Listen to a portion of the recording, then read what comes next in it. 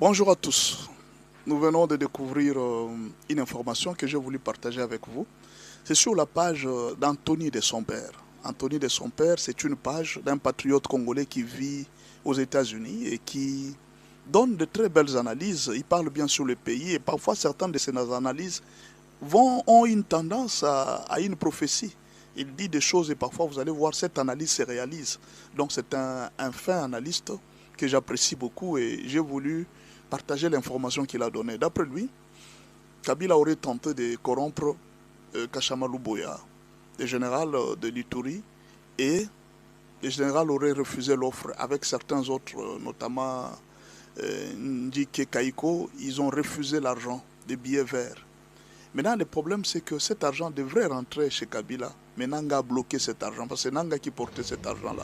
Nanga a bloqué l'argent. Et cela aurait énervé l'ancien président Joseph Kabila, qui l'a fait déplacer un peu jusqu'à... il voulait se déplacer jusqu'à Goma et autres, tout ça.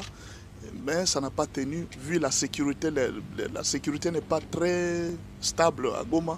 Il s'est déplacé vers Kampala, mais l'argent ne serait jamais rentré.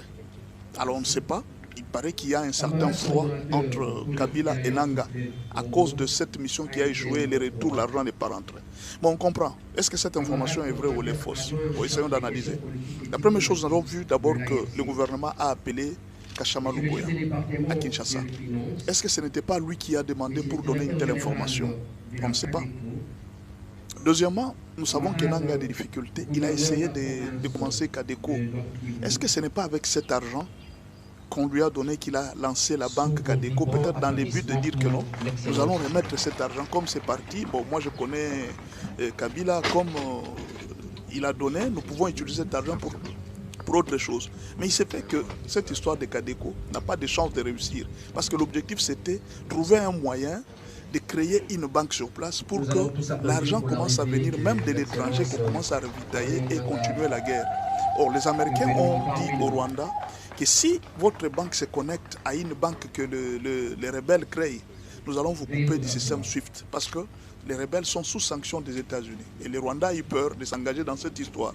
Ce qui fait que cette histoire de banque ne se limite que juste aux taxes. On est en train de taxer la population et tout ça, mais malgré ça, ça ne suffit pas au ravitaillement des militaires et de maintenir la sécurité de Goma. Est-ce que ce n'est pas à cause de ça que peut-être les FARDC et les Ouazalend ont tenté de reconquérir la ville de Goma? Nous espérons que dans les jours qui viennent, nous aurons encore beaucoup plus d'informations. Et vous, qu'est-ce que vous pensez de cette information? C'est à vous.